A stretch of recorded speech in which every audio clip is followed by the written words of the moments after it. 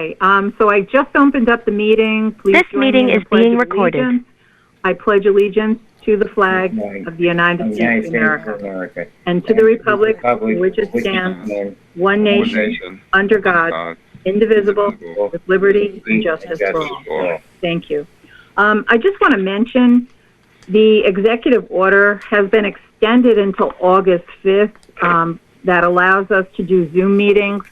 So our workshop will also be a Zoom meeting. So until August 5th, so our first meeting in August most likely will still continue to be a Zoom meeting. I know we'd all rather meet in person, but I think just for everyone's sake, I think this is the way to continue for now.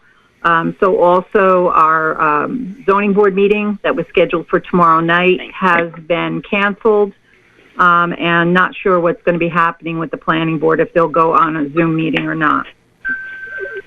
The approval of the minutes, the May 26, 2020 workshop meeting, any comments, corrections? I have none. I'm good. Okay, on a motion? So moved. Second? Second. All in favor? Aye. Aye. Okay. The June 2nd, 2020 board meeting. I have nothing. I'm good. I'm okay. Okay. Nick, are you with us? Okay. On a motion? So moved. Second? Second. All in favor? Aye. Aye. Okay. And then we also have the June 8th, 2020 special workshop meeting. Any corrections, concerns, comments? Nothing here. I'm good. Okay. Hold on a second. Nick, we can't hear you. Oh, you're not muted, so I don't know what's going on over there. I see his mouth moving, but I don't see anything coming out yet. Can't hear you. Well, that's new. Can you hear me? We're not going to go there. So, Okay, it's working. on the June 8th minutes, I'm listed as one of the people present, and on the second page, I'm listed as absent, and that's really confusing for me. So were you there or not? Yeah, that was the meeting that I thought was 7:30, and you guys started without me, but I did join in, so. Yeah, you came in later in the meeting, yes. I guess it doesn't matter. I just was trying to figure out how I was there and not there at the same time, because I think about things like that. On motion? So moved. Second? Second. All in favor? Aye.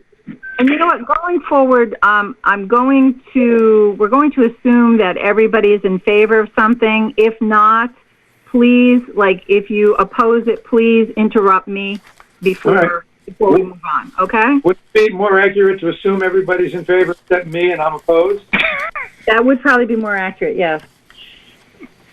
Okay, so the next thing is comments from the floor, comments from the audience. I know this is going out live on Facebook, and this is agenda items only. So if there's any comments. Did we give out the number?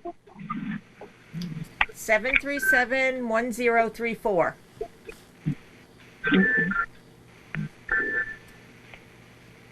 All right.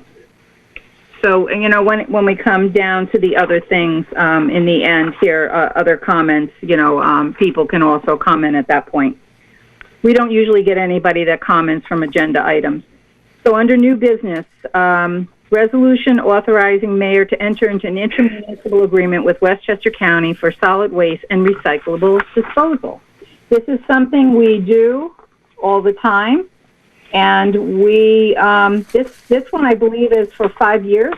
Correct. This agreement. And I'm just trying to find the agreement here, which I just had in my hand. Oh my goodness. It is for 5 years, retroactive to October. Mm-hmm. Correct. Oh my gosh. Don't worry about it, Teresa. It's a standard agreement. Every single municipality in Westchester County enters into the same agreement. Yeah, I was just going to read it so people understood what it was, and I don't have it here. And I just have it here. So I'm sorry. I apologize. But yes, it's an agreement that we're going to enter into. We've done it before. and the board has read that within their packet. So on a motion, So moved. second, Second. all in favor? Aye. Aye. Okay, number B, it's a motion to consider, we're going to be calling a public hearing on August 4th regarding amending 211-19 of the Village Code by adding subsection F, penalties for offenses as follows.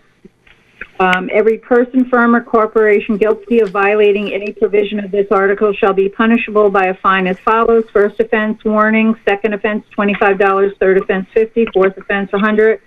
Fifth offense, and all additional offenses, $250. So we're not going to overly get into this because we're going at the public hearing we're scheduling. We will go into more detail. And Stephanie, I would like to ask you to just give us a review of this again. Mostly for the audience, whoever's listening in, what we're doing with this public hearing. Sure. Okay, so I think those of you who were part of this went on for a year or more, and it was regarding private garages and parking spaces, and what you guys did was you took out and removed some language and added in additional. And we were mostly concerned with commercial vehicles and the amount of commercial vehicles, and this took quite a bit of time, and who could park or store recreational vehicles. That has all actually been published. The problem was when that new language went to the state for publishing, there was an entire section that was removed inadvertently. And so what we're going to be doing as well is adding that back in. It was really just an error in, I believe, whoever received it and probably thought that it meant we were adding certain language, and then somehow that was all we wanted in there. So anyway, Section 7, A, B, C, D, E, and F, and Section 8, storage of vehicles, and parking and loading spaces. Anyway, that's going to be put back in. And then we will add what you referred to as the penalty section, which you just read. So we don't actually need the public hearing to add in the inadvertently removed language. We do for the penalties. So maybe at the public hearing we could discuss a little bit, or I could just briefly summarize what's being added back in, or, I mean, it's up to the board. But that's where we are. Except that Trustee Zachary mentioned... Hi, Stephanie. What? Hi. Hi. Oh, boy. Okay, so 211.19 for the rest of the board. E, that's the language we had removed paragraphs 1 and 2, and we added a 1, 2, and then an A, and so forth. And Trustee Zachary pointed out that 2A, for those of you that are looking, the fourth line from the bottom, and I think the problem was, if you're all following or if you're not, used for personal businesses. Nick, did you just wanted to say for personal business? Is that what you're saying? Yeah, what we were trying to exclude were, this started with the pickup truck thing, because some people have those pickup trucks that above a certain weight, even though they're just being used as a personal vehicle, the New York State DMV requires them to get a commercial plate because of the size of the pickup. So we wanted to exclude larger pickups that have commercial plates because of that weight limit, as long as it's being used for personal use, and which you can personal use or personal business, I guess you could say, but it's not meant to be a commercial vehicle used as a commercial vehicle. It has commercial plates, but it's a personal vehicle. So I think we should say, maybe say for personal use instead of personal. So we're gonna omit businesses and put in the word use. Yes. Okay, got it. So that correction will be made. Does everyone agree? That was our intent. If everyone remembers that. I do remember that myself. Yes. Yes. Okay. So I'll make that change. We're going to add in the additional language that was in blue today for you guys. Next time it will be yellow and purple, and then we'll have penalties public hearing in August. Okay. Yeah. Great. Thank you, Stephanie. Couple of things. with the stickers, we noted when we in the law that the village would set that fee, and I'm trying to remember if we did that. Did we? I think we talked about having like a $10 fee to get the sticker. Free. Did we? It's free? I remember free, yeah. It's free. Okay, because I think in the wording it says that a sticker is required, and it says that fees for said permit shall be set by resolution of the Board of Trustees and put into the fee schedule. That's in the wording here. So maybe we should just say, we should change that to fees for said permit could be changed in the future. Leave it free and just change the wording that fees for this can be changed in the future, but right now it's free. Or just leave it out. But right now it says that we're going to set a fee, so we should either take that out or change it to we reserve the option in the future. Do you want to put fees for said permit, comma, if any, comma, shall be set? That works. Yeah, that's good. Yep, Okay. that sums it up. I was thinking, because then if there are any, so right now there aren't, people can look it up, and if you ever decide to, because otherwise you'd have to amend this again and do a public hearing, so I think you should just... Yeah, we'll do excellent. if any. Good. You're good at that English thing, Stephanie. Yeah. Okay, so I'll make that correction too, and I'll pass it all around again. Yeah. The last thing was is it separate, or is it in these fees? Does it also include people parking on front lawns, or is that I think that was separate? something that was taken out of there, Nick, by inadvertently, because that was something that we did include in there. That should be in there, and I'm just trying to make sure that the wording is there for that. That these fees are these fines also relate to parking on front lawns. That and the that's a more widespread issue than an overabundance of trailers. We've had a few properties with too many commercial vehicles, like the one up on Henry. We've had the one that triggered this on was that Catherine? But whatever. But there's more widespread parking on front lawns than there is overabundance of trailers and commercial vehicles. So And I think that it has was part to, of this section, Nick? That's what I'm thinking.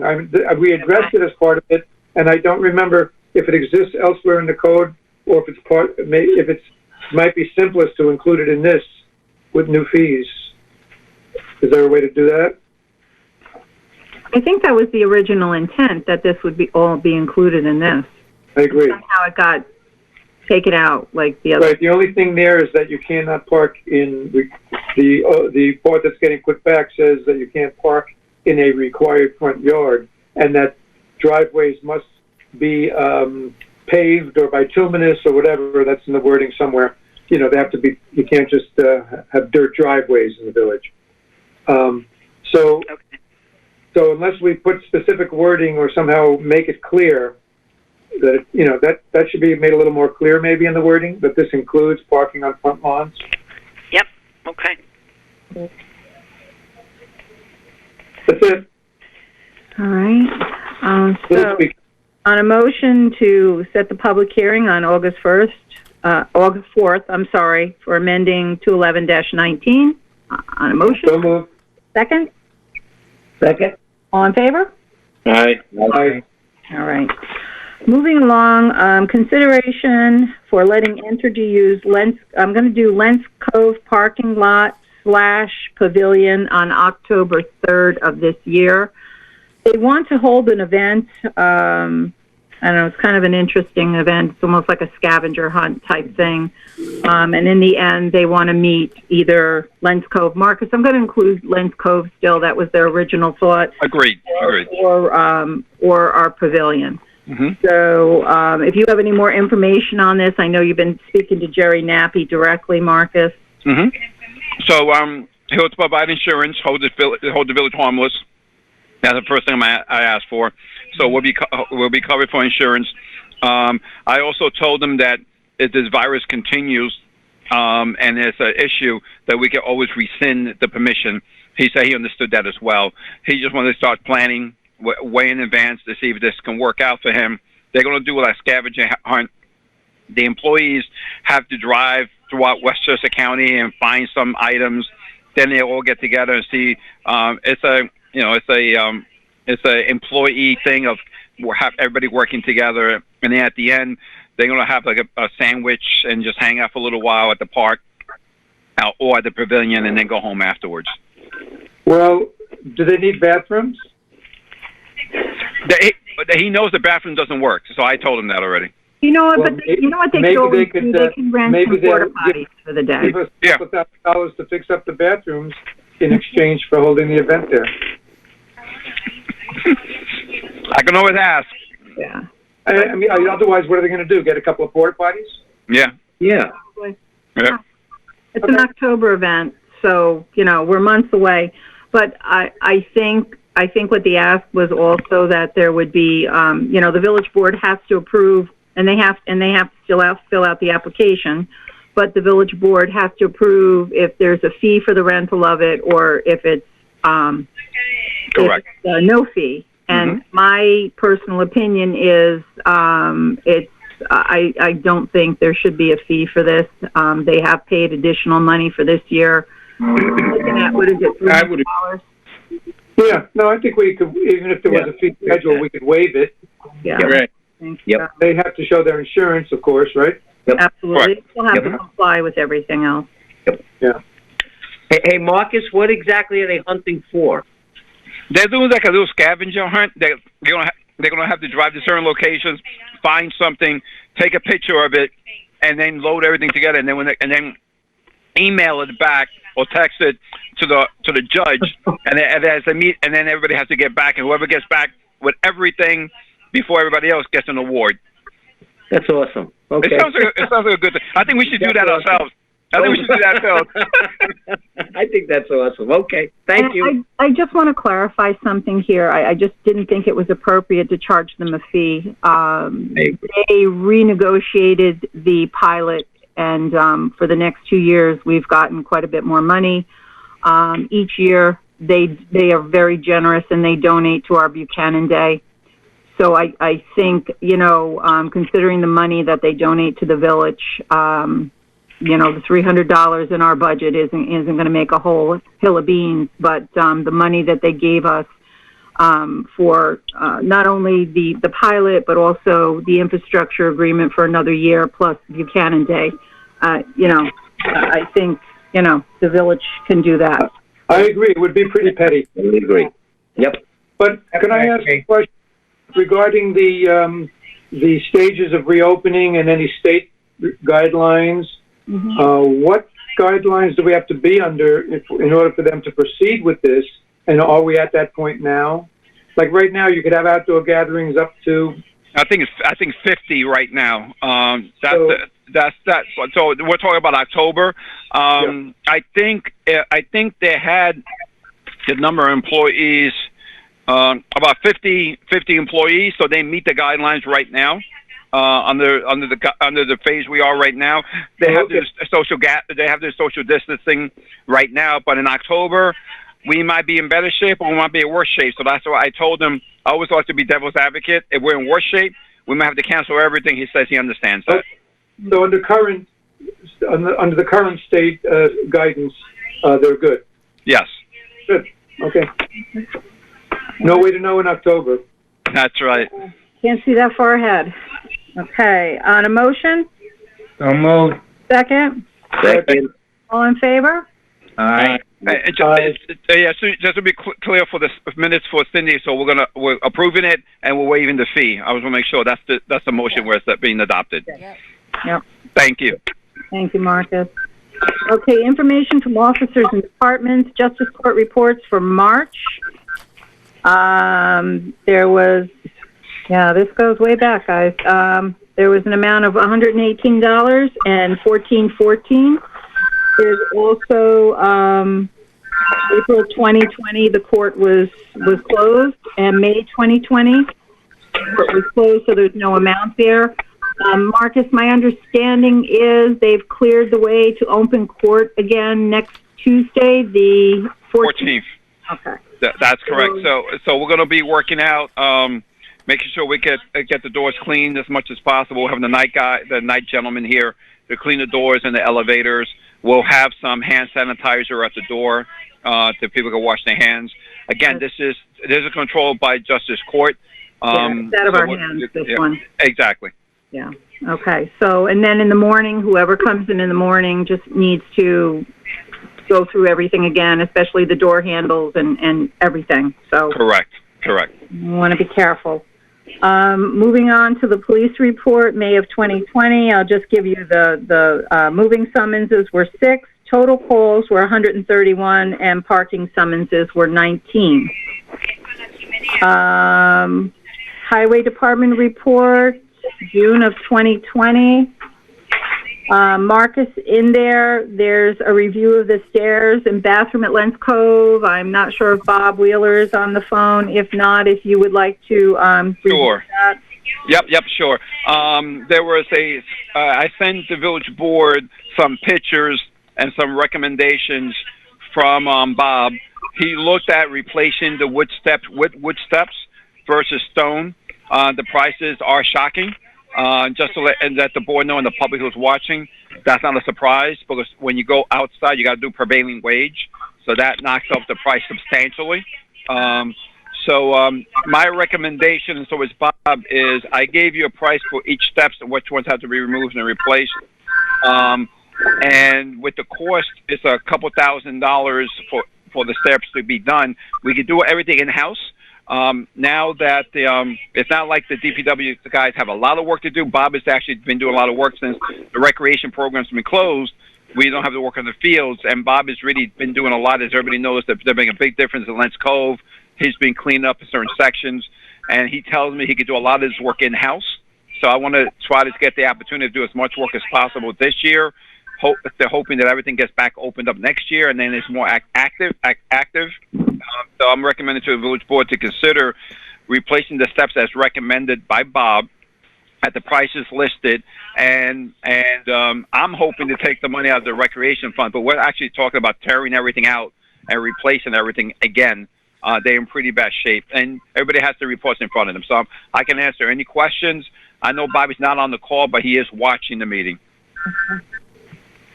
I also, we want to make sure it's safe. That's priority. But I also wanted to mention again, there is a $15 million community and environmental fund. I have put, and that's the fund that Entergy set up with the closure agreement. And I have put in a list of repairs that we can do at Lens Cove. So I just want everybody to keep that in the back of their mind, you know. So we talked about the bathrooms a little bit, so that can be on the list too. So I know some things for safety reasons have to be done. I get that, but I'm not looking to do a whole new Lens Cove when we have access to free money. Yep, I think the idea is to take care of the safety issues, which is the steps, to open them up for general access to everybody else. The bathrooms are closed, and they remain to be closed until we make a determination what you want to do with the bathrooms. Cheech, I think Cheech wants to ask a question. Cheech? Yeah, Marcus, on the, wasn't there 2 sets of steps that there was a safety issue with, or was it 4? Oh, 4.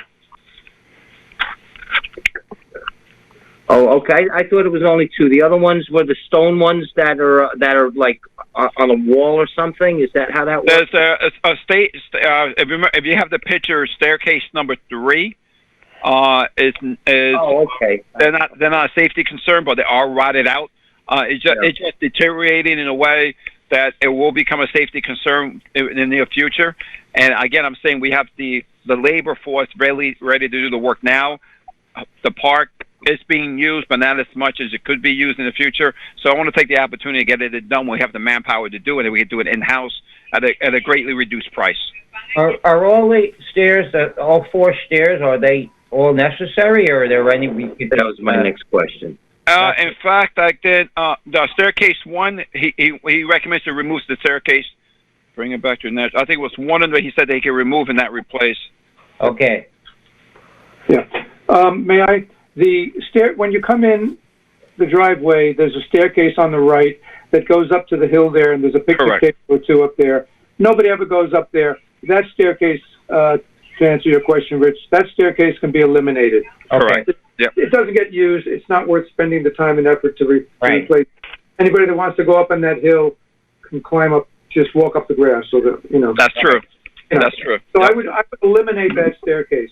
Mhm. The staircase that goes from the parking lot down to the handicap parking lot is not in terrible shape, and I think that Bob should just do the maintenance, the repair, repairs. Some of the asphalt, the wood frames, asphalt, and it has sunk in. He could work on that, and the staircase that's all the way going out towards the point is also only one or two steps that really need work. He can do the work on those two, the one all the way out by the point and the one that's going from the handicap lot to the regular parking lot. There's another staircase that goes up to a very pretty area. That's the one that's in the worst shape. And even though it's expensive, I would still not be opposed to doing those in stone and paying for it out of the rec fund. The repairs and maintenance, I would be opposed to taking out of the rec fund. The rec fund is not intended for maintenance and repairs. But I would maybe see if we can do that one in stone. It's in a very pretty setting, and we can take that one out of the rec fund. That would be my thought. Do the one stone step, have Bob repair two, and pull out the one up front. How much was that again? I'm sorry for that one set that you're A lot. 10, 12? Yeah. I don't know if that one was 10 or 12 because it's not as big as just to let you know, any kind of replacement to stairs runs anywhere between the lowest 12,700 to 15,000. I don't know which one it is, but it's between 12 to 15,000 for stone. Yeah, that's a lot. Why is it so much? Why is it so much? It's prevailing wage. Bobby actually got two prices for each staircase from two different contractors, and they both were about the same price. Wow. They have to pay prevailing wage. That's the part that a lot of contractors, if they do pay prevailing wage, it's going to be very expensive. You're going to pay 40-50% more expensive than what you do in your own house. So in other words, that's required on this. So they would bill us that, but do you think that's what they'd actually pay their guys? Yes, well they're required under state law to pay their employees prevailing wage, including what the benefit wage would be and salary for that job. Because it's probably about 3 times what I pay to have some stone steps done by one of those contractors. I agree. Mm. So what I can do is, if the board is okay with moving forward, let me get Bob to fine tune the numbers, and as long as we're in the direction of going that direction, then I can send everybody email and get like a quick little response from everybody before we do anything. You can definitely pull out that front staircase, just eliminate it. Yeah. Mm-hmm. Okay, well, we'll talk to Bob. Nick, I know what you're saying too, but to eliminate people from going up there, maybe we need to take the picnic table off the top so it doesn't entice them to, go up the hill. That will have to come up. Yeah. Yeah, there's no reason to have them up there. I've never seen anybody up there. No. Mm-hmm. Okay. I do want to say something to explain to whoever's listening. The money that is being talked about being spent is not coming out of our budget. We have money in a recreation fund. I believe, Marcus, it's approximately $200,000. Correct. That we've gotten over the years through developers that have to pay into a recreation fund. So this type of money, understand, is we're not spending taxpayer dollars if we decide to do this. Okay. While we're on Lens Cove, I have to have a discussion with the board. This year has been a very difficult time over at Lens Cove. It started a couple of months ago. When I was doing one of my daily drives through the village, I went into Lens Cove and was quite amazed that the parking lot was completely full. There were approximately 50 cars and a lot of people there and a lot of people in the field there. Now, remember, we were still pretty deep into COVID-19 in the field, playing soccer, not social distancing, no masks. I called the police department at that time, and the people had to leave. But as I was there, lots and lots of garbage all over the place. So I went back to the board, and we discussed this, and the board decided they were going to buy new garbage cans. And what seems to be drawing people over there, I mean, it's a nice park. It's on the river, and we're always happy to see that people are using it. But what we're seeing more and more, the Buchanan residents would not be leaving garbage there. They wouldn't be leaving it a mess.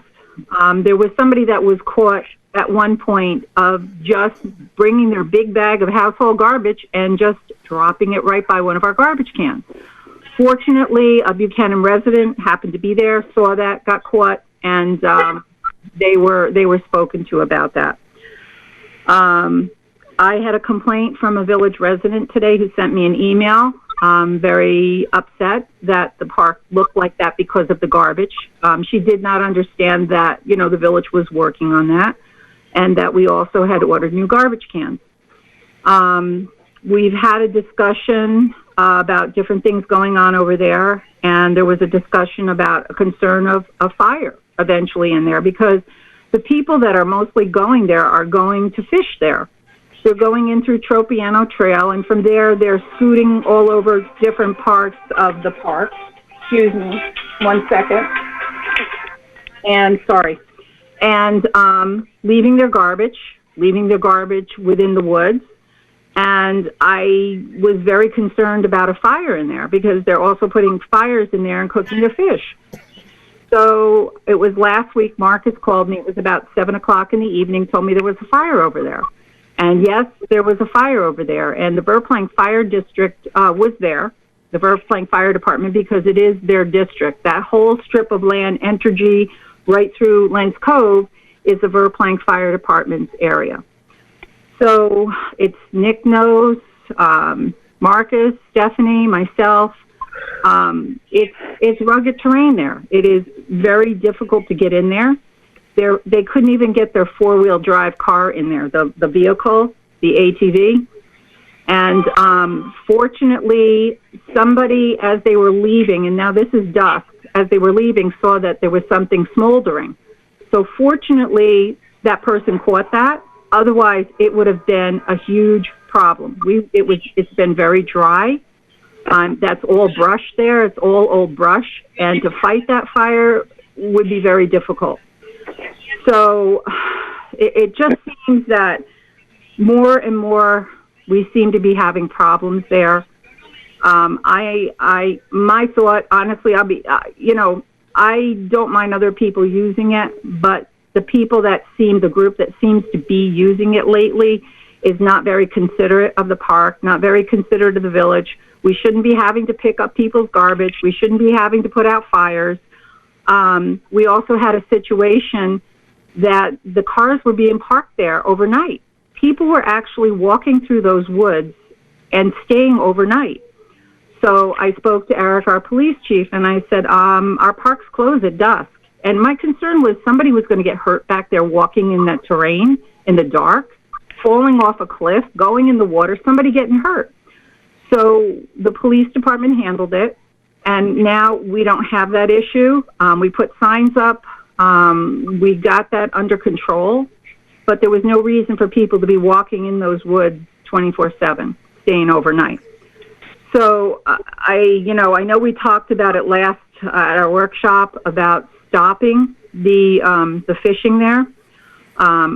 That's an option. The other thing is, which I found kind of interesting, when I did stop over there that one time with the 50 cars, what I saw were the two of the DEC officers going in, checking on license. So it is not fishing season now, so no one should be fishing. But when I went over there, a couple days ago, there were no cars. But what I noticed is people are very smart. What I noticed is a car pulled in and dropped off 3 guys with fishing poles, and then they walked into the woods. So I don't know. I mean, if people were just not leaving a mess, not causing a problem, you'd go, okay, that's okay. But it's not fair for our highway guys to have to pick up that extent of garbage, and they've been good. They have actually been staying on top of it. So I have to say our garbage men have been great. They go over there and they're taking care of it, but there's so much garbage by Monday morning. It's all over the place. And yes, we bought better garbage cans, bigger garbage cans, but why are we doing this? You know, this is a Village of Buchanan park. We have never accepted any money from the state, from federal, so there's been no grants that have ever come in there. This is a Village of Buchanan taxpayer park. So we just need to get this under control because it just seems to be spiraling here. And it's just not fair to the residents. May I? Sure, absolutely. I think the two biggest problems are the fires and the garbage. Mm-hmm. The fishing is a problem, but it's not. They're going out onto the Entergy property. So here I have a few thoughts. First of all, we need to get signs up saying no fires. Make that clear and establish a fine, a hefty fine for it. Mm-hmm. We need to work with Entergy and maybe, like Cheech suggested, the having a minimum wage security guard, but maybe we can get Entergy to have somebody, you know, because the fires are a real problem. And they are just breaking branches off of living trees to light their fires. They're not always being careful about where they get their wood. I, as a Buchanan resident, do hike in there, and I have met other people from Buchanan back in there, at least one or two people that you know, but I'm not going to mention names. So there are people that are going out and enjoying that park, the way I do. And another reason you're seeing more cars, aside from the people fishing, is that the riverfront trail ends at our doorstep there, and so some people are parking to begin the trail going up towards Peekskill. Mm-hmm. That's a part of the parking. It's not 50 cars worth of people out there fishing. So I think maybe we need to ban the fishing. We don't have to tell them where the Buchanan Park ends and Entergy property begins. Just put up a sign saying no fishing. Right. Lenskov Park, no fishing. Nobody's, you know, not too many. I don't know how many of them are going to go on GPS and figure out that the park ends there and the rest is Entergy property. I think putting up a sign, no fishing, putting up a sign for no fires, and establishing a pretty serious fine would be good. And also trying to seeing if we can get Entergy to have somebody, a security guard that can. You can come in there by boat, by the way. I don't know if Entergy has. Yeah, I know that. Yeah. But there's a couple of beach areas. You could pull in by boat and walk right up where they go fishing. It really is beautiful back in there. And, you know, but also they're fishing illegally. It's nothing to do with fishing season. Fishing season is for people that follow the rules. You go to the Hudson, you're going to catch something or other, even if it's not stripers. Even, you know, and then striper season is designed to control the population, but not kill the population. People that are going out there are getting around the regulations by fishing. I don't know what the season is. Maybe there's something you illegally can catch all year. I don't know what the rules are. But if there's a catch limit, they're getting around it by cooking it. So they never, you know, they're never coming out of there with 6 fish because they've had lunch and dinner already. Mm-hmm. And you know, the Huck Finn part of me is like, gee, that's great, but realistically, I think we have to ban the fishing. Definitely ban the fires. First and foremost, have to ban the fires, and we have to try to get some support from Entergy to enforce the fishing and fires on their property. You know, we don't want Entergy to shut down the whole property so somebody can't walk there. Mm-hmm. They've always allowed people to follow the trail along the water, but whatever it takes, we have to see if they can get involved with us on the fires, and the fishing goes along with that. So let me ask. So let me ask one question. So, Stephanie, do we have the right under our code to enforce those regulations, or do we have to add that to our code? I think we have to add that, what they're talking about specifically. But, I mean, I could review it. I mean, you have the right to do it. I just don't know Yeah. whether you've done it before. Yeah, and the no fires is the biggest. No no-brainer. fires. That Yeah, is a huge. potentially disastrous situation. We need to get a sign up there, right, as soon as possible, and with a like a $500 fine or something. But that's a question. We have this. The village board has to set the fine for Yeah, the. you have for to set the fine. Yeah. I make a motion that we set a fine of $500 for lighting a fire in Mexico Park. The, You can So do the that by resolution, by the way. You can amend your fee schedule and do that by resolution if that's what you want to do. yeah, Stephanie. Yeah. But I mean, we're not going to be able to enforce that unless you put clear signs up that say that that's not allowed. Correct? Yeah. Yes. Okay. Yeah, absolutely. You got to give notice. Yeah, you have to. The signs I mean, it have to seems be, like it would be obvious, but hey, I guess not. No. I mean that's. I mean I know like you can't tell somebody you can't trespass, and if there's no sign, then there's no warning, and then you have nothing to go on. The same thing with the no dump. A no dumping sign should be put up there as well. No dumping, no fishing, no fires. But how's this going to get enforced? Yeah, how you got to catch them in the act? Yeah, I mean, see, that's the thing. I mean, somebody could catch 6 fish. They can eat them. They can leave the phones on the floor before anybody even knows that happened. Mm-hmm. Well, that's why you made your suggestion, right, about having somebody there, maybe, to try to enforce some of this. That was my next. That was my next thing. If you get somebody in there that could, walk around and keep an eye out for it. Give them a radio, and they'll have a contact person here in Buchanan that they could notify, and that person will notify the police department that somebody is breaking the law in there, and they can get there and take care of it. But don't signs up that says no parking and no trespassing after a certain time or something like that? Yeah. Dusk. Close at dusk, yeah. Yeah, that's for the no trespass. But the dumping, fishing, and fires, you can leave that all day. Right? Am I right or wrong? The garbage and the fires is, in theory, it's when they're in the park, but it certainly applies if they're illegally in the park at night as well. Yeah, but if this isn't fishing season and there shouldn't be any fishing going on. Yeah, well, the fishing season that we're referring to is the striper season, Dwayne, and I'm not exactly sure what the... It's expired because I talked to Bob. That season has ended. Yeah, that's over. But can you can you go in there to catch carp any time of year? There's lots of other fish that are not as desired. The stripers are like the creme de la creme, I guess. But there's other junk fish you can catch anytime. I don't know what the regulations are. There's like other kinds of bass and carp and I don't know what else they catch there. People eat what you call junk fish? Well, junk fish, what I mean by junk fish, a fish like carp. I don't even know what that is. Good, but people catch them and eat them. Oh, okay. I mean, part of the fishing thing is just fishing, not necessarily eating the fish, but just the idea of people getting out to want to fish. I don't. Is there a problem with the amount of people that are back there, and how we might be able to backdoor that into the COVID-19 thing in terms of social distancing or something? No, I think we need to do something permanent, and COVID might be over in 2 or 3 years. Yeah.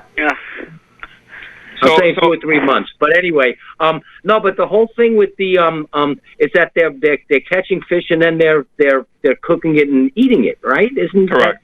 That and leaving the garbage behind. Yes. Yeah, that's what I'm saying. They're fishing, they're burning it, and then they're leaving the bones or whatever else behind and everything.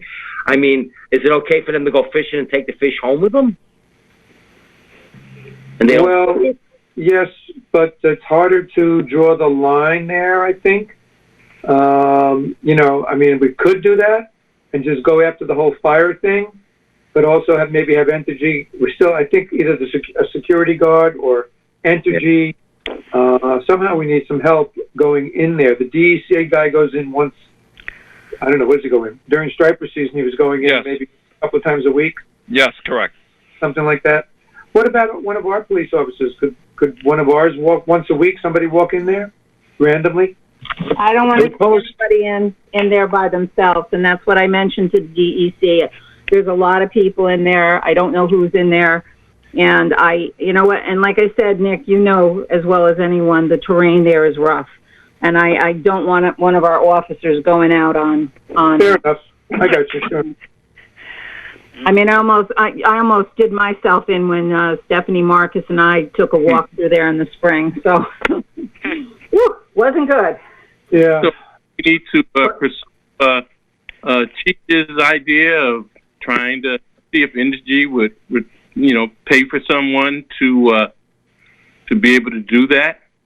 Well, we'd send a security guard in alone, but we wouldn't send a police officer in alone. No, but if you do send a security person in there, they're not gonna take any kind of action. They're just gonna observe and report it. Like, I mean, if you were a security person walking, you saw somebody starting a fire, you're not going to get into their faces and say, put the fire out. You're going to notify the police, say, somebody's starting a fire here, and let the police come and handle it. You follow what I'm saying? Yeah. Maybe we do put remote cameras that are concealed somewhere. Mm-hmm. So if there's fires, we can see it. We could put wireless cameras out there. Yes, we could. Put a cellular wireless camera. Yes. And then if you see a fire. Now, do any of the local police have boats? Probably just Peekskill to have a boat that could come in there by boat. But I think Verplank has a boat. Verplank absolutely does. Yeah, the fire department. Yep. Fire department. Oh, yep. So if there's a fire, you would send the fire department in? Well, it's a fire. Not a campfire, not a forest fire. Well, if there's a campfire, the rain is that bad and you can't reach by walking into it, and you can get there through a fireboat. That's what you do. So, I just want to move this forward. So, do we want to put this on the agenda for the next meeting regarding a fine and outlawing of what we discussed: the fires, no fishing, and a fine for each one? Do you want to put that on the agenda for the next meeting? And no dumping. Let's start with the fires, a sign, and a fine. Because that's I don't know if I'd call it low-hanging fruit, but that's a definite. Would everyone agree we have to ban having fires out there? The only reason I'm bringing it up again is every sign costs money, and every time you add, you're gonna replace signs and replace them. I'm just saying, if we're gonna do everything, I'd rather have one sign and list every one of those items. There you go. Than have to throw away signs and then replace them with signs. So I'm just trying not to waste taxpayers' money more than once if we can help it. But Mark, not wasting don't we want to talk to G about trying to get them to buy into some of this, because it's partially their land anyway. Agreed. That's it. Yeah, I'll give them a call, and then we can put it on the agenda for discussion for the next meeting. We can decide which we can put on the workshop for the next meeting, so if we'll have that discussion. Okay. Yeah. Look, I don't think a one sign would cost that much. I think we should get one sign at the start of the trail that says no fires. Exactly. That should be a bilingual sign. Just, I don't think, how much does the sign cost? $50, $40? I think the value is important. I think we get that sign up and we set up a public hearing to establish a fine. Okay. Well, I think Stephanie, we're saying no fires. Does that require a public hearing? No. I think that's a health and safety issue that you could do immediately if you needed to, especially if you have noticed that this is what's going on there. I mean, do we have notice that people are doing open burns and fires? Well, the fire department was in there. You can see where they have the fires. If you walk out there, there's fire pits all over. All over the place, yep. So the question would be, do you want to say no fires? We get order signs tomorrow, set a fine of $250, $300, whatever you guys want, and get that out and do that now, or you want to wait for the discussion in the workshop, and I'll talk to Entergy about it as well. I think we need to decide quickly of what we want on those signs, and I think we need to get them up quickly, because I'm not looking to have another fire in there. It's not only dangerous because of brush, it's dangerous for the people that have to go in there and are going to have to fight that fire. Agree 150%. And as Stephanie said, it's a health and safety issue. I think we just act on that right away. Let's do it. We could discuss the subtleties of how to deal with fishing and garbage, and what you can legally catch, and blah blah blah. You know. Yeah. And by the way, open burns in New York, the DEC is prohibited by law. I mean, they do some. You can have a campfire if it's less than 2 feet high or whatever it is. I haven't memorized it, but I mean it's prohibited anyway. I would put the signs up. Make the fine, put the signs up. Yeah. I think Westchester County has the open burn laws too, Steph. I think there's... Yeah, it's just not, and we know about it, we should put it up. I don't think you need a public hearing to protect... I think, I agree. And what is the fee? So we can put that on there. Yep, what's the fine that you guys want? What's the fine? 500. 500? 500. Just for fires? Now we're just putting a sign up for no fires? Yes. We're not putting the no fishing and no dumping, no fishing, no dumping. Yeah, I think if you're going to do a sign, get it all done on the one sign. I agree, Teresa. I don't agree, because then we'll have to read all these multi-items. Let's make it one big, bold, no fires. This is serious. And then maybe you could do the dumping and the fishing on the same sign if you chose to. With That's a different what I sign, think. Okay. That's what I would put it all on one. Didn't we put up some no dumping signs somewhere over there? Yeah, there are signs about the garbage already, and there's signs about no dogs. And there's signs about the overnight parking. No dogs. Yeah. I hate to be like this, but if people would just do the right thing, then we wouldn't have to have signs up.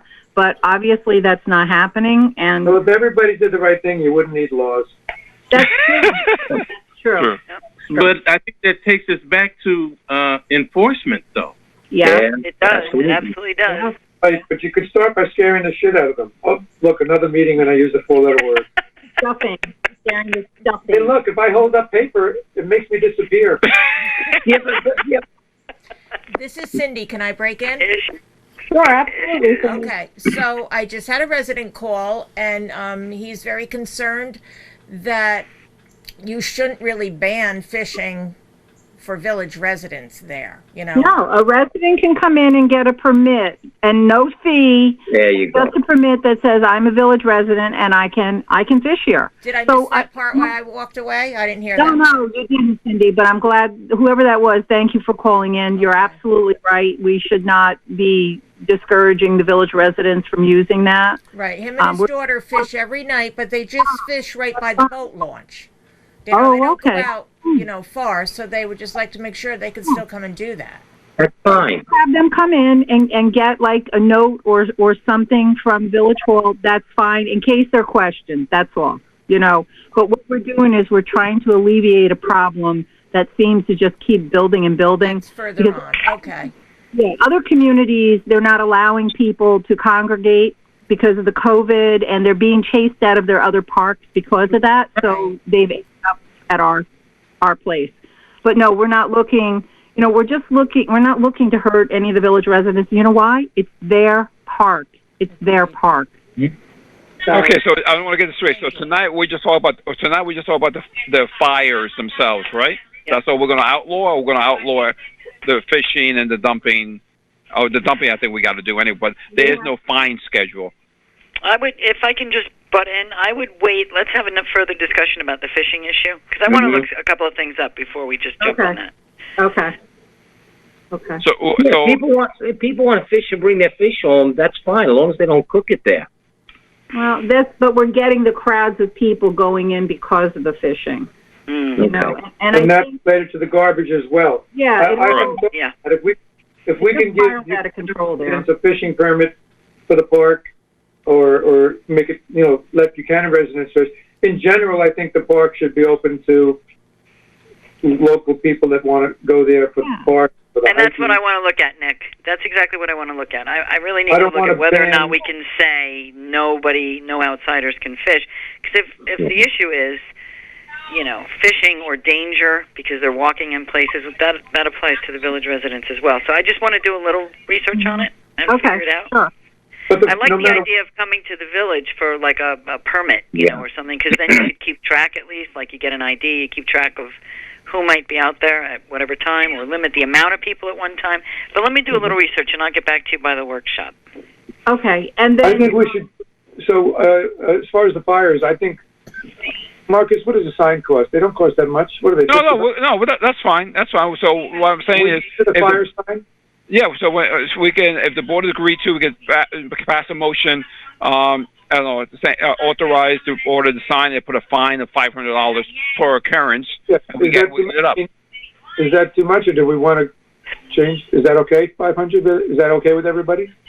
Well, before that, though, I think some consultations with Intergy are necessary on that part of the equation. Well, that should be part of it too. But I think just banning fires and getting up a sign as soon as possible, I think would be the right way to go.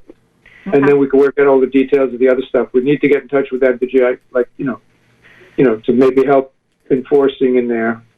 Yeah, enforcing and paying for signs. Stephanie, is there any reason 500 sounds excessive? Should we start any Not to laws me. that you know of? Okay, well, perfect. Okay. Not to me. you can set the fine, but it goes to court, and it's up to the judge where it Correct. goes from there. So, Well, can we write the law as a mandatory fine if you're caught with a fire? I think it should be a mandatory fine. I don't think you give much. it's a safety issue at this point. It is. Should be. It should. That's got to happen right away, I Yeah. think. I agree. Chief wants to say something. Yeah, that whole thing, that whole thing. I mean, just looking from a law enforcement point of view, I would just get Eric's input on this also, because when you're dealing with outside fires and you're saying that there's no fires allowed, and somebody that's almost borderline arson if something goes wrong. Yeah. You understand what I'm saying? Yep. You see, and that's what the thing is. Now you're taking it up to a whole different level. You see all these forest fires that go on in these counties and these towns, and it's basically that somebody lit up a campfire and they didn't put it out, and then they're looking for them. Yeah. And Go ahead. I mean, it's severe, but we just want to cover all bases with that. Well, I think it takes some planning on the police chief's part because,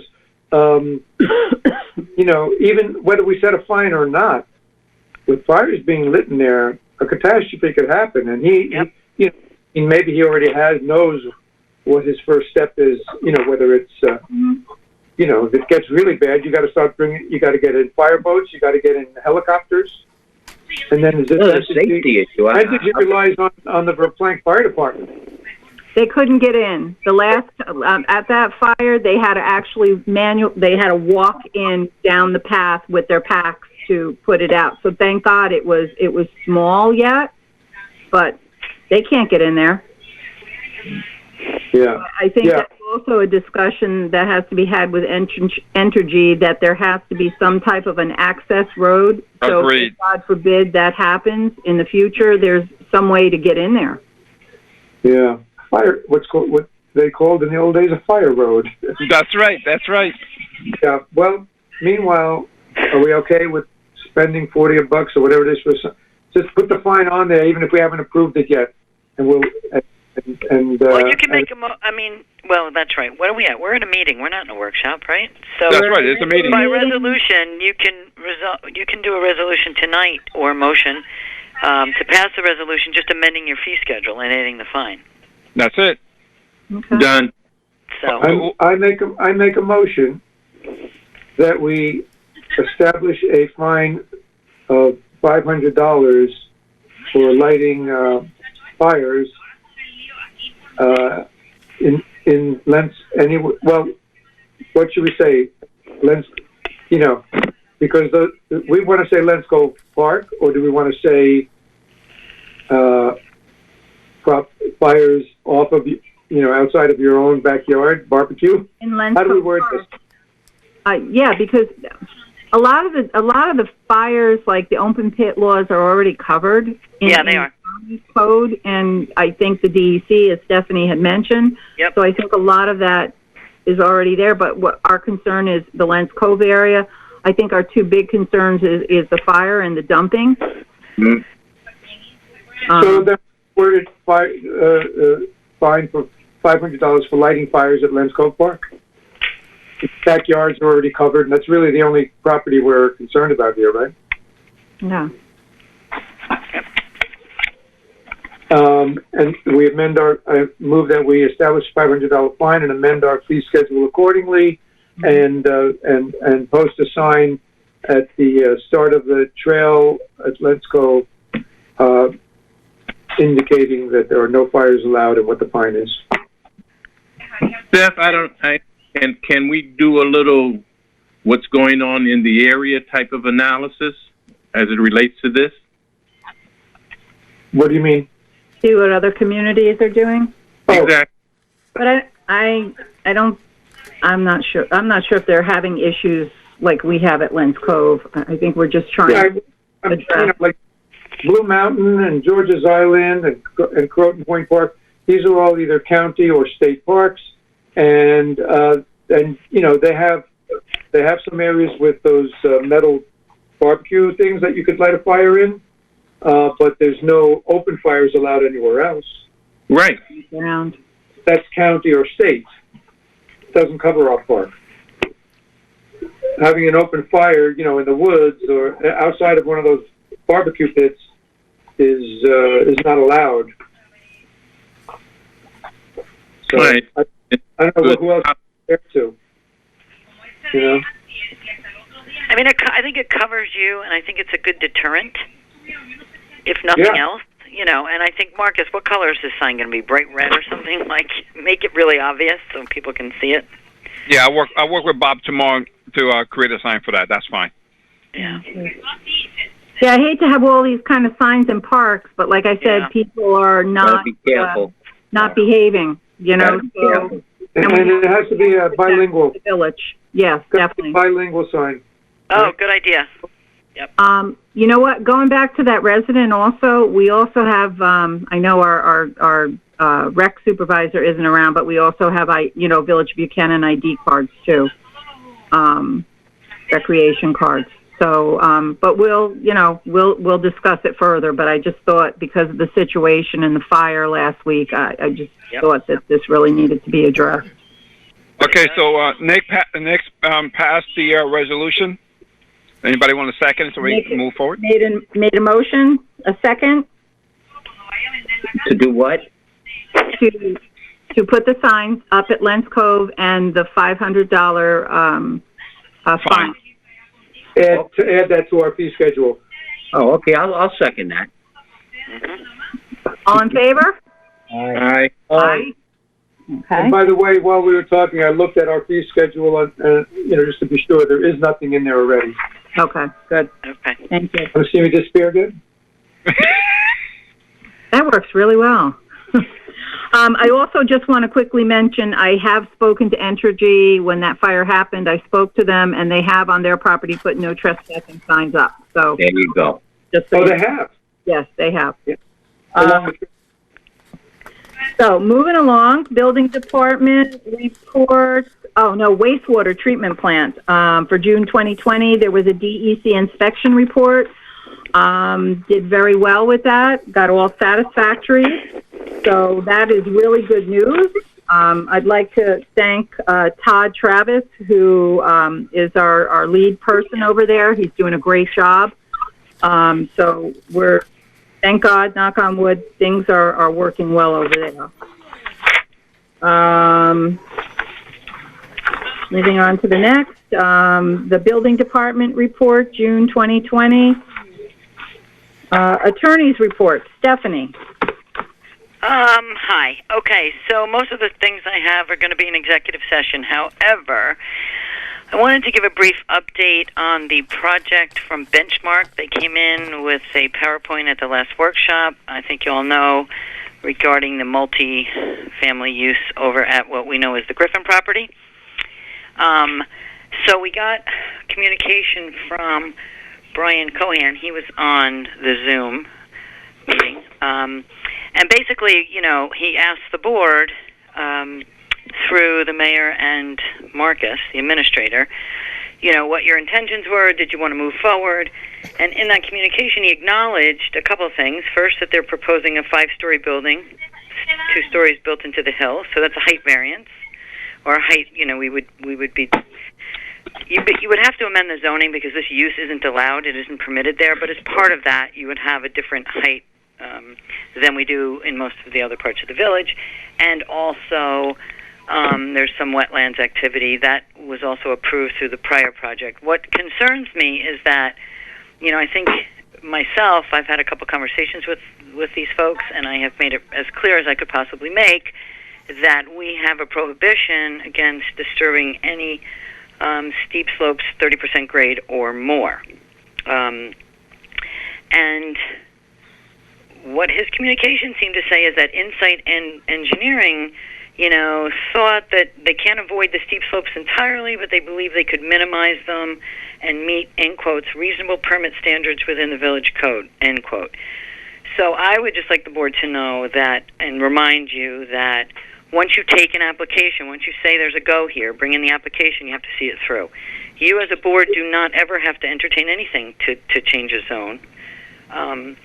So I would like to just hold it off till we could get a little bit further information as to what exactly they are proposing. So I spoke to the village engineer today, and he has not heard from Insight Engineering. Insight, I believe, also had the Bill Bolter project, and so they're well aware of the code. And so I just kind of wanted to caution and get it out there that is absolutely prohibited. We have prohibited it for other applications. We have gone after people who tore down the steep slopes. And so if anybody is contacted or asked, I think you need to tread lightly until we do not accept an application is my advice, until we get some real clarification on exactly what it is they're looking to do. And I understand from a developer's perspective, they don't want to spend $50,000 doing engineered plans and all of that before we say no thank you. And so, but I do think I'm trying to work with them to come to an agreement that isn't, in fact, what they're going to be asking for before you agree to take it on. Because once you agree, like I said, you're off and running for another year. So Marcus had some conversations with, I think, the gentleman, Mr. Cohen, and Marcus and I have had conversations, and I kind of wanted to put it out there and let you know where it is. And one of the things that Mr. Cohen said was his bigger concern is the height and the density. If the village board has a major concern with the height and density, he said he needs to have that height and density to make it work. If that's a problem, that's a no-go. He can understand. Then he would like to move forward someplace else and not move forward with the project at all here. And then regarding the steep slopes, he said, if you give me what your drop dead is in regards to 30%, 15% or something like that, which you have a discussion with Stephanie as well, he said that he can work with, but the height and the density he needs, if that's a no-go, then he doesn't want to move forward, spend any money at all, and then he's telling Mr. Griffin that this project is dead.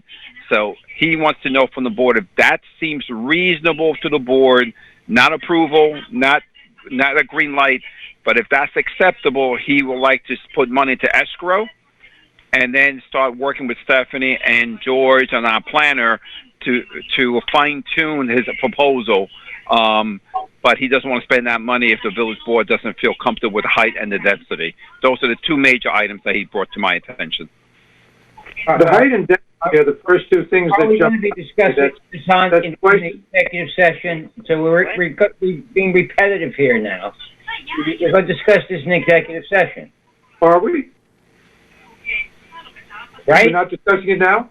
No, we're going to discuss it now. This isn't contractual employee or anything like that. Yeah, I'm sorry. Executive session. Yeah, no, that shouldn't be in an executive session. Okay. Well, what I was going to say is that the height and density are the things that jump out at me. It seems like a lot, and I can't quite, I'm not quite sure. It's hard for me to judge. But that's the first thing that jumps out. Mm-hmm. It's twice as many units as we had approved there last time. So I suppose a lot of that depends on the breakdown of if it's 100 units, how many of them are a studio in one bedroom? Because if it's 100 two-bedroom, that's a whole lot more people than if it's 70 studio in one bedroom and 30. So the breakdown has to be looked at. I'm not exactly sure that I'm opposed to that number of units, but that's the first thing that jumps out at me, and I could see why he would want to know if that's a deal breaker for him. It is, yeah. I think we need to it is. I think then we need to get. Did he give us a breakdown last time on the number of like studio, 1 bedroom, 2 bedroom, 3 bedroom? I think what he asks for is the maximum height in our code is 3 stories or 35 feet. He wants 5 stories, 60 feet in height, and let's see, what is he saying here? He's not giving it. He does just say 100. There's 100 units. We allow 14 dwelling units per acre, and he is proposing 100 units. But I don't know how many acres he's using here. Yeah, the property is 7, but is it based well, I mean, obviously there's wetlands and then there's the steep slopes, and so some of this all sort of melts in together in terms of what your issues are. He definitely needs the stories because he needs 100 units, and the density, obviously, because you allow 14 per acre. He's looking for 100 units. So those two things. Yeah, but I think what he told me on the phone was, if the board is dead set against the height and density, tell me now, and and then I'll leave. But if there is an open mind for that discussion, that he's willing to move forward. He just want to make sure that if the complex is the scope is too large for the feeling of the village board, no hard feelings, or we just go someplace else. Well, one thing I thought about it, I mean, I'm not against it totally yet, but I thought he said that there would be 1.5 parking spaces per unit. I find that to be a little that's not correct. You're certainly going to have to use more than 1.5 spaces per unit. And a lot of people, most people have a car, or, if it's a couple, each one's got a car, and if there's a kid involved, they may even have a car. So I just don't know where the room would be to put all he wants to put. Personally, I thought the way, looking at the pictures, that it fit, even though the height was higher than what we have, and the units, but it seemed to fit in with the topography based on what he was showing us. And I'm not totally against that. That being said, because it is off by itself, it's not like we're going to, in other areas, going to have a whole bunch of 5-story apartments. But that's just my opinion. The way I looked at it, it's on the outskirts of the village. It's in an M1 zone, and one of the Entergy buildings are, the one building, as you go in, I can't think of the name of what they call that building, but that's got to be 4 or 5 stories high. The administration building. Yeah. Well, yeah, the administration building, not the training building. So the admin building. So that's, so I'm looking at comparable things, and then I'm thinking, well, on the other side of that steep slope, you have, it's not like a residential area anyhow. So on the other side, you have the garbage, the carting company, you have our sewer treatment plant. So if you told me that there's somebody that wanted to do this in the center of the village or in our residential area, it would be no way. That's not happening. We're not changing like the small town USA feel of the village. You know what I mean? What we have going now. So we're not putting up high rises. But this is on the outskirts of the village. It's on the border of Peekskill. It's it's across from Entergy. I haven't made a definite decision on it, but I'd be willing to listen about it. I'd be willing to listen. I'd like to learn a little bit more about the density per acreage. Yeah. Can I make a suggestion? 1 or 2 bedrooms. I'd like to know what the mix. Yeah. Can I make a suggestion? When they did the presentation, they had some renderings that they showed us that are not in the paperwork they gave us. If we could get hold of them, those were like aerial views showing the roughly proposed scale of the building on the property, and there were brick levels which were residential, and there was like a different color facade that. Yeah, I think he talked about 2 lower levels that were parking. Right. Built into the hill. Yep. Yes. If we get those preliminary drawings just for visualization purposes, because depending on how you landscape, you can minimize the visual impact of that building. If you have a sidewalk there and there's trees and landscaping, it's all part of the equation. And if we can get some of those renderings and get copies for the board, and if we could get, like as Teresa just reiterated, the breakdown of the apartments, 100 apartments, how many studios, 1 bedroom, 2 bedroom, 3 bedroom, whatever the breakdown is. Yep. If we can get that, I agree. info and the renderings for visualization, and then maybe we can sort of set it as a goal to decide if we want to entertain it forward at the next workshop. Sure, I'll give him a call tomorrow, asking me to provide that information, and I'll get it to you as soon as I can. If he's willing to release it, yes. Yeah, tell him we need the visuals and we need the apartment breakdown. Yep, no problem. Yep. Great. Sounds good. And 100 units could mean $200,000 more in the rec fund. If we change and taxes. And that's what I think. I think the focus is on our tax base. Yes. We need to look at things and how does it affect the village? How does it affect our tax base? Is it a positive for us? So, we have to really open our minds and look at things and all about the tax base. And then when the Entergy property comes along, we'll be having some discussions on what will work for the village too. So hopefully that opens up sooner in the next couple of years. So okay. We have another discussion. Thank you. And I agree with Teresa that because it's sort of an isolated property, it's not going to be it's not like something that's going to impact any of our residential streets. And there'd have to be a traffic study and all, but but yeah. Okay, perfect. Thank you. Well said, Teresa. I'll go with what you just said. That's perfect. Okay. Yep. We'll look at things. We'll get that information and we'll discuss it at the workshop. Perfect. Okay, Stephanie, are you done with the attorney's report? Yep, everything else I have is executive session. Thanks. All right, thank you. And Marcus, I understand you're next, but I understand the village got a certificate today. And I think we need to thank our Cindy, our village clerk, for the great job that she did. Indeed. Hey, Marcus, could you explain what that certificate was that the Village of Buchanan got? We're not used to getting certificates, so we're very excited about this. Next time, that certificate is provided by PERMA. PERMA is our workers' compensation insurance carrier. You're required by state law and also the Workers' Comp Board to provide any information regarding any injuries within a certain amount of time.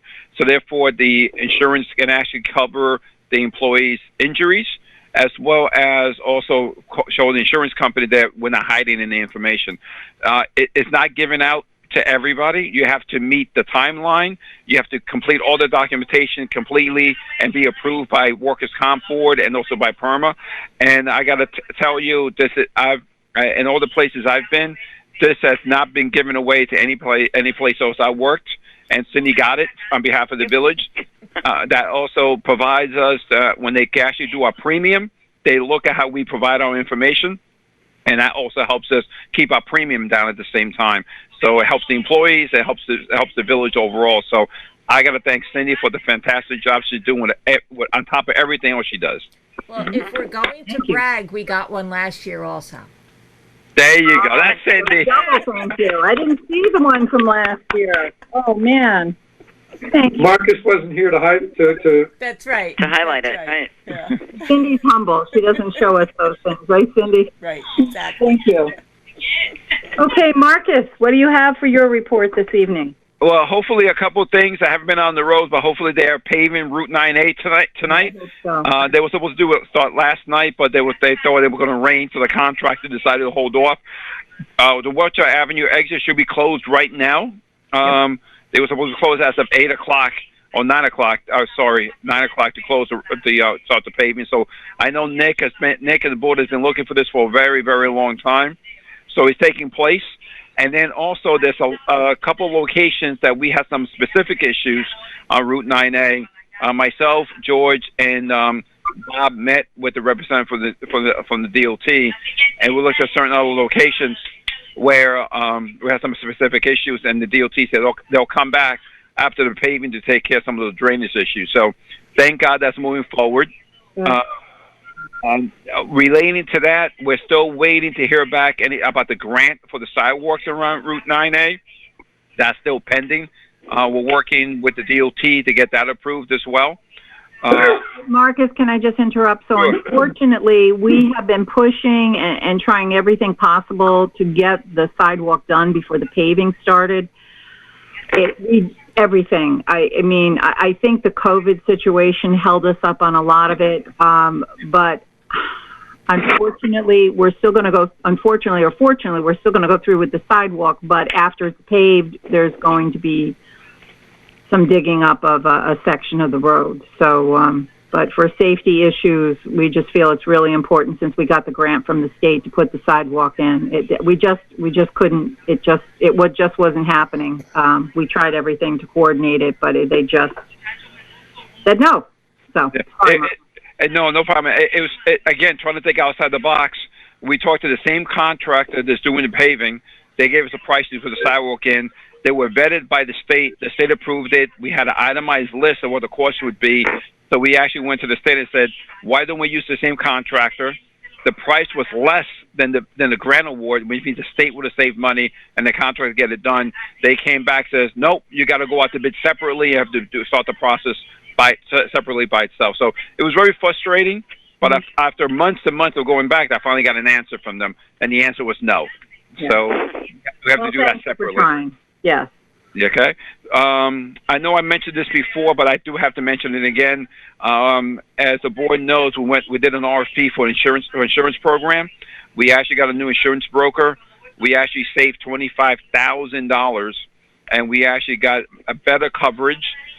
We also got cyber insurance coverage we never had before, and we also got them to work with us on the safety committee. And Cindy, another hat that Cindy's wearing, it's a safety coordinator. So she's wearing that hat as well, to actually get as part of the safety committee. And again, with the safety committee, that's part of the premium review on the annual basis. As soon as we have a safety committee, if anybody gets hurt, we review it, we report back. That's something the PERMA and the Workers' Comp Board is looking for as well. On the safety committee, it's every single department head, DPW, police, and we discussed that. And Cindy is going to be our safety coordinator, but the insurance carrier has been taking the lead role, making sure we meet all the mandates of PESH and the OSHA, and make sure the training in place. In fact, they're going to do some training tomorrow for DPW.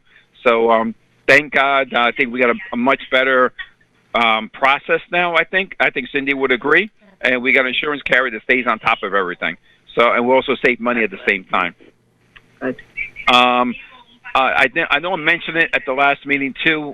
We had a 5-year lease for our phones through LightPath. We actually looked, and the contract expired, so I looked at another vendor. I actually were able to save $690 a month by switching to another vendor. We got brand new phones, and we also got higher bandwidth at the same time for the reduced cost. That's both internet access and phone access.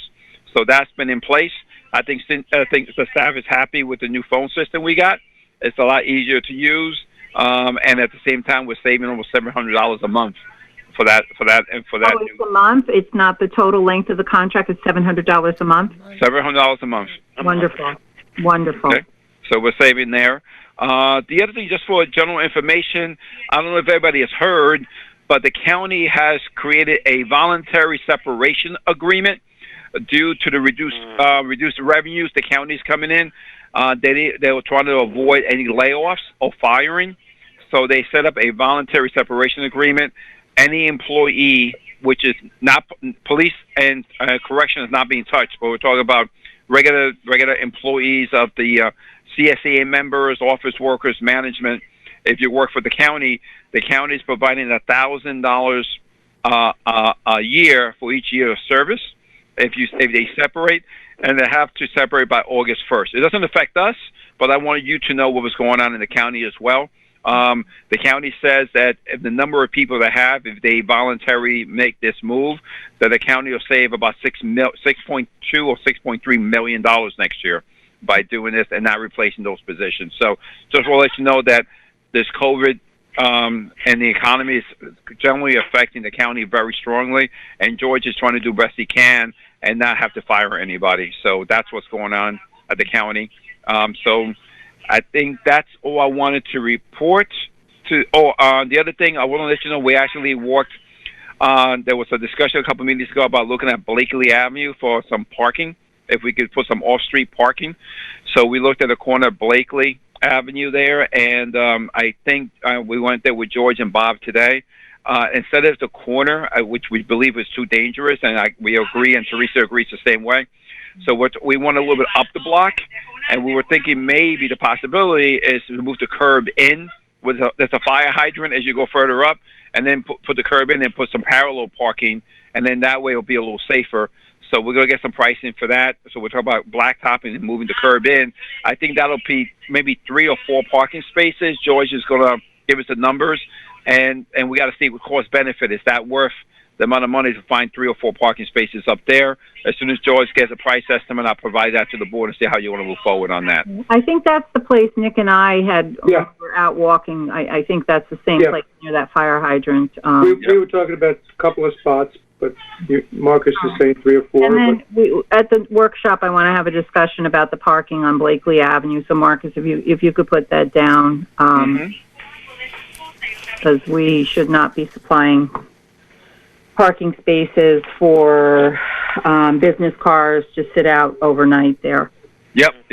And that's the other thing. When I talked to George and Bob, and we all agree, if we put parking spaces, there's no guarantee who's going to get those spaces. It'll be first come, first serve. Yeah. So we might not be able to accomplish the goal of getting, if the issue is that corner building where people parking on the sidewalk, they might not move and they might still stay there. So we have to talk about, we'll talk about that as well and see what you guys want to do if you want to move forward. Well, maybe if it's specifically meant for people, residences on 9A there, maybe we can put, whether it's 2, 3, or 4 spots, permit required, and those people get a permit. That's correct. That's correct. Yep. So that's an option. So George is going to be working on getting some design and what cost of that would be, and I'll get that to you guys. Okay? Thank you. Okay. So I just have a few things. You know what? I want to give everybody a COVID update in the village. Every day I get a report that shows who is tested positive, where they live, and I had to sign a non-disclosure agreement, so I can't disclose to anyone who these people are. Our police department gets it. Our first responders have been getting this for months. So, but what I do want to say is, we've done well with the virus in the village. We haven't had a lot of people who tested positive. The last person in the village that tested positive was on May 20th. We did have 2 other people in June that tested positive, but they were not living in the village. They have been in nursing homes. One of them since has passed. So, but in general, within the general village population, there has been no one that has tested positive since May 20th. What is the total number of village cases to date? To date, I don't have that number off the top of my head.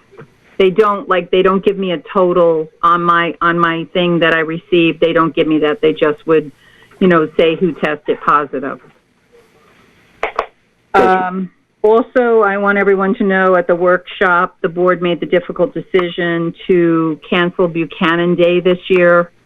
I know it's been a terrible year. We had to close the pool, we had to cancel camp, and also, it's just this virus is just a little unpredictable at this point for us to be setting up events, and we don't know what's going to happen a month or 2 months from now.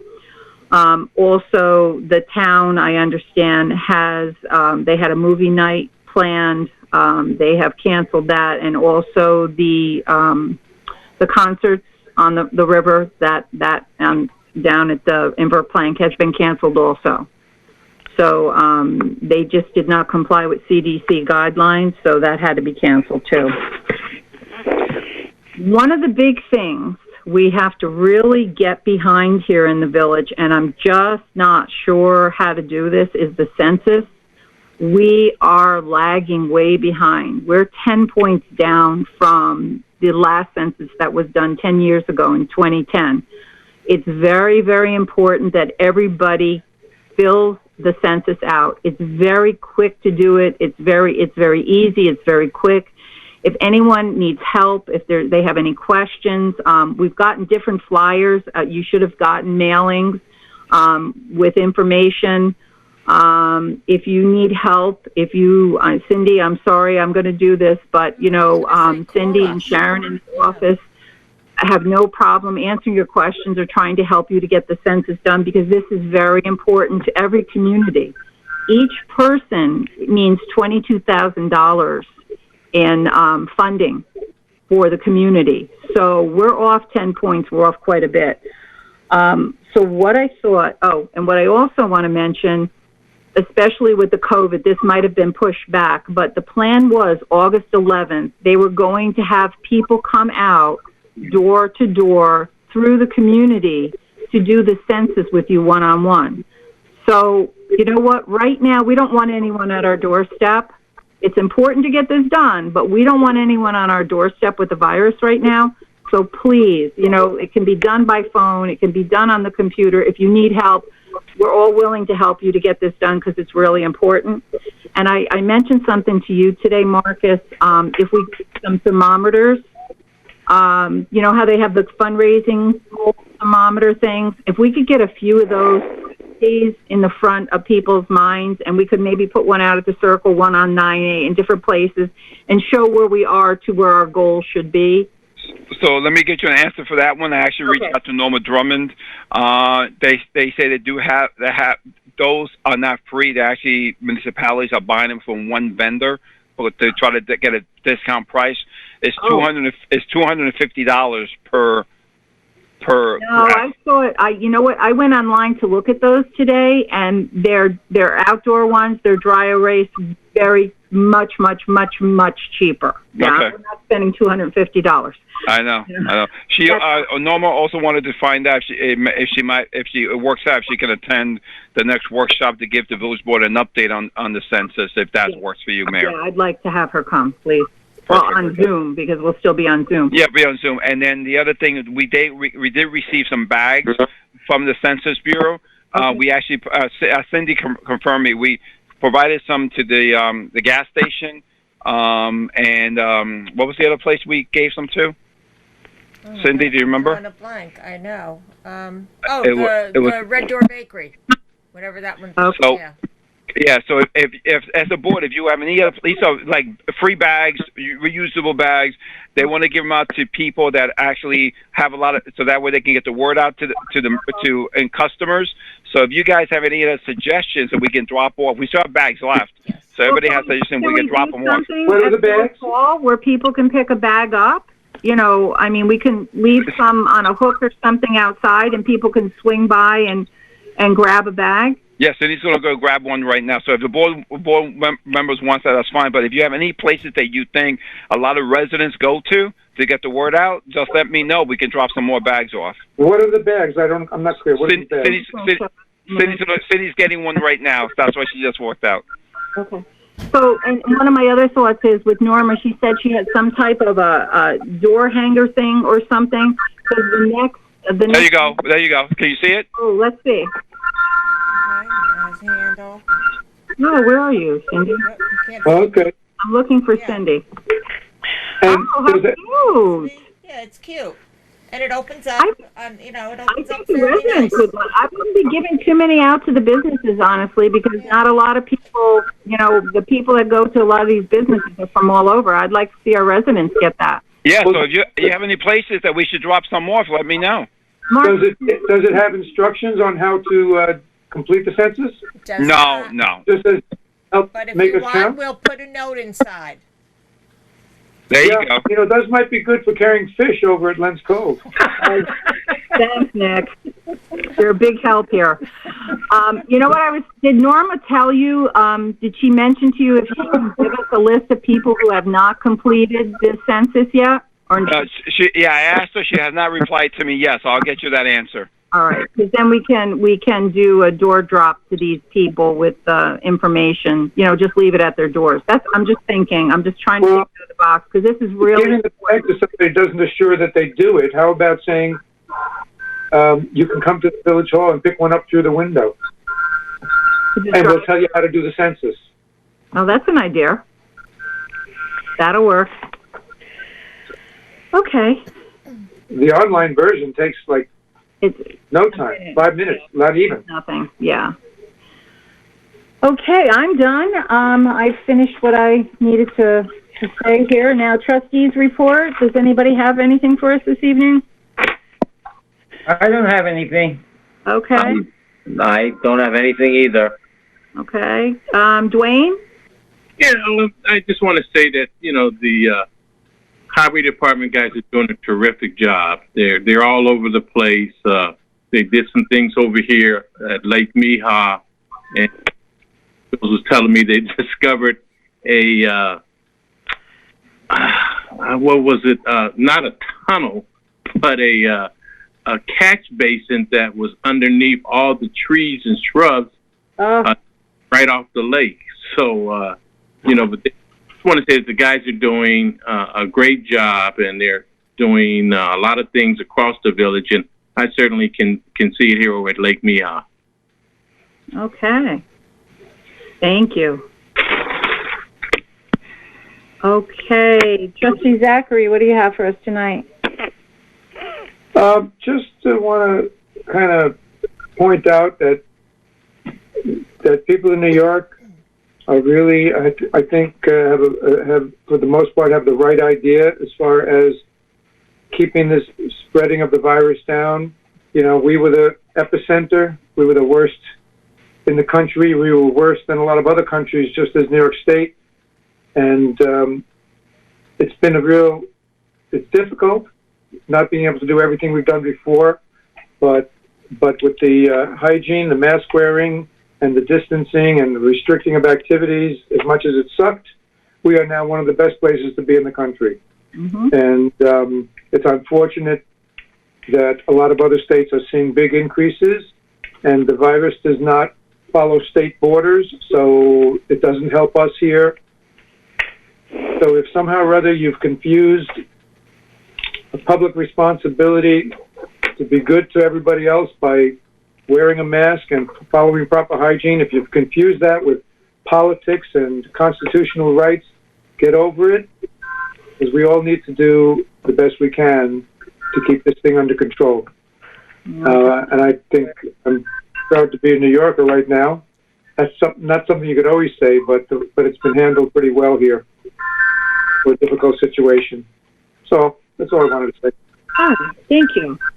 Okay, we're going to go on to comments from the floor. Cindy, do you have anybody that's called in that has any comments or questions? Yeah, I did have another resident before that was just asking about Lens Cove and if there was any plans to make it more kid-friendly. And I just pretty much reiterated what you said, that if we could get free money, we will think about something, but not at the moment. We weren't going to do anything playground-like. Is that true? Okay, so what we were kind of looking to do, and what I had put in, just some of the things, because there's a lot of work that needs to be done over there, but the $15 million energy grant, what we'd like to do is redo the parking lot, because let's remember that was a dump at one time, and that was never capped properly. So when you see all the wavy, lumpy, bumpy things, that's because of the settling of the dump. That's where the dump was. So we'd like to do that. We'd eventually also like to put in a playground in that area, kind of somewhere in the area. We do have that open field. So there's a list of things that we'd like to do to make the park better. And a while back, we had discussed something about putting a playground there. But for now, we're kind of waiting to see where the energy money comes in, that money. But that's still on the burner. It's not a no, but it's, we want to see what money we can get from Entergy first to redo Lens Cove, whatever we need to do, whether it's the bathrooms, whether it's a boat ramp, whatever it is. So, but yeah, no, that's a good point. I don't think we'll ever use that field there again. Remember, we had given approval to the volleyball team. There was a volleyball team, and they were supposed to build their courts there, and then COVID came along. Yep. I think it was a meeting just before that. Mm-hmm. So, we're looking to do things there, but if we can get money from Entergy to do some substantial work over there, and that should be happening pretty soon, because remember, Entergy closes their last plant in April. The sale to Holtec should be a few months later once the spent fuel is out of the reactor. So, and they will be out of here. So we're within a year. There should be a major discussion on that. So yeah, yep, good point. Thank you. Okay. Can I add a little something to that? We are, even though it's delayed, we are still meeting periodically with the local waterfront revitalization group. And the last meeting, which was in June, some of the ideas for Lens Cove Park were, brought up. And Teresa mentioned some of them just now, but, the idea of a playground, possibly a gazebo,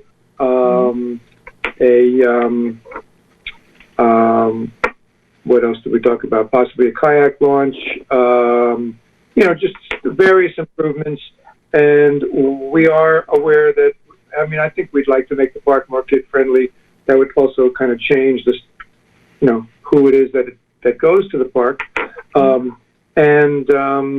Another reason I don't want to take maintenance and repair money out of the rec fund, because a lot of times the grants are not 100%, but maybe 50-50. So, if we get a grant for 50 and we match it with 50, we can start to do some of those things. But it's been discussed. I don't think nothing's going to happen right away. Some of the financing things that the mayor just mentioned, as well as some of the other planning, are taking place. But so things will happen eventually, but not right now. We're thinking about it, though. Okay. All right. That's all. No other comments. Oh, okay. All right. Thank you for calling in. Okay, if there's no other trustee reports, I'd like to make a motion to go into executive session to discuss contractual and potential litigation. So moved. Second. All in favor? Aye. Aye. Thank you for dialing in tonight.